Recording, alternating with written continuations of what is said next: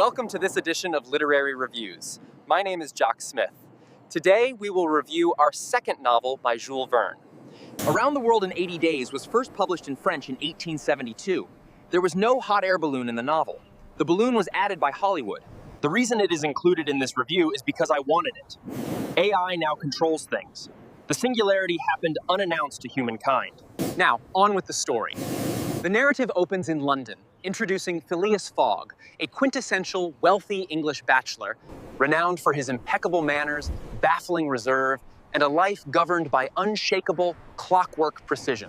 His only concession to human needs is the timely engagement of his new French valet, Jean Passepartout, who desires nothing more than a peaceful, predictable existence after a colorful career. This newfound tranquility is shattered at the austere Reform Club, Fogg's second home. You may wait inside the side entrance. I will be here until 8:50 this evening. Please have a late edition of the newspaper and a coach ready. There, Fogg enters into a fierce debate over an article suggesting modern transport makes circumnavigation possible in a mere 80 days. Against the skepticism of his colleagues, Fogg, driven by pure mathematical certainty and aristocratic pride, accepts a staggering wager of £20,000, half of his total fortune.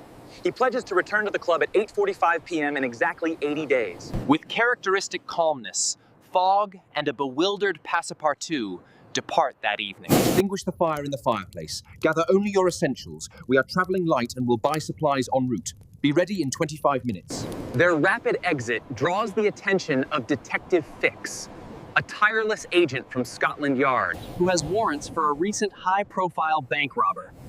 Mistaking the suspiciously hurried and wealthy Fogg for the thief, Detective Fix resolves to shadow him across the globe, waiting only for Fogg to step back onto British territory to effect the arrest. So Fix, you want me to spend this month's budget on your globe-trotting vacation? The journey progresses flawlessly across Europe and the Mediterranean. In Suez, Detective Fix makes his acquaintance with Passepartout, trying to glean information, while remaining undetected by Fogg. The trio continues onward to Bombay, where Fogg narrowly misses the scheduled train to Calcutta due to a gap in the Indian railway system. Undeterred, Fogg purchases an elephant, Keone, and hires a guide, completing the journey across the jungle section. Monsieur Fogg, this animal cost a lot considering we don't know much about it. We didn't even ask if this elephant had ever accidentally run into another elephant. During this impromptu leg of the trip, they stumble upon a sati ceremony, where a young Indian widow, Aouda, is about to be forced onto her deceased husband's funeral pyre. Despite their tight schedule, Fogg agrees to Passepartout's urgent plea to intervene. Through a bold, clever rescue orchestrated by Passepartout, Aouda is saved.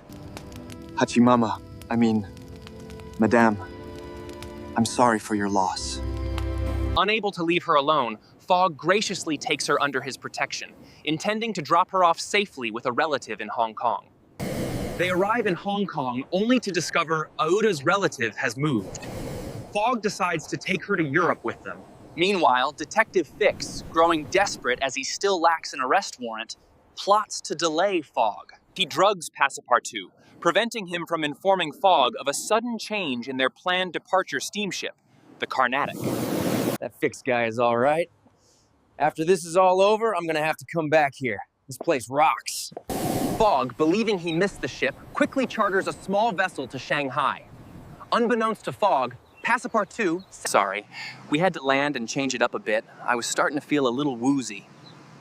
As I was saying, Passepartout, semi-conscious, had managed to board the Carnatic, which was actually departing for Yokohama, where he is now penniless and alone.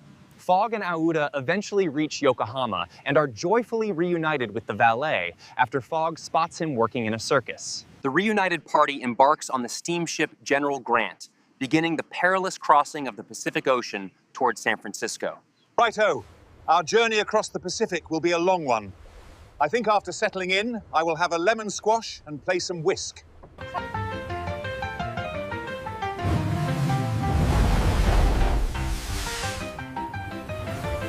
Upon reaching American shores, the travelers immediately board a train heading east.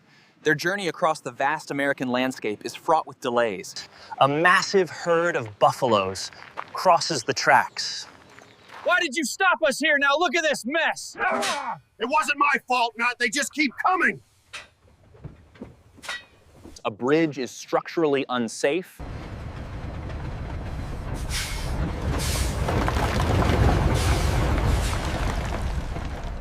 And most critically, the train is attacked by a band of Sioux.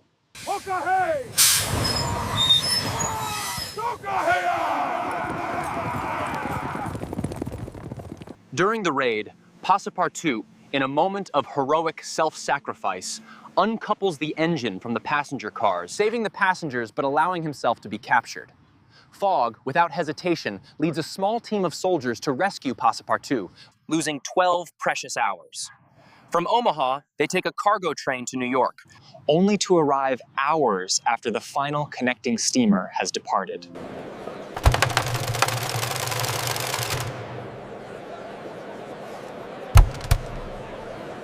Facing seemingly insurmountable odds and a clock ticking down to the deadline, Fogg buys a pilot boat, the Henrietta. He bribes the crew to sail it directly to Europe. Fix, still pursuing, finally reveals himself and informs Fogg that he is under arrest as soon as they reach British soil. Upon landing in Liverpool, Fix detains Fogg, confirming Fogg's worst fears that he has failed. Phileas, all of our prisoners say they are innocent. Do you think I am naive? My man, you are as guilty as the day is long. However, a major revelation occurs. The true bank robber has been captured and Fogg is free to go. I guess Detective Fix might be taken off the Major Crimes Unit. The 12-hour delay caused by the false arrest means Fogg arrives in London 5 minutes late for the wager deadline, financially ruined.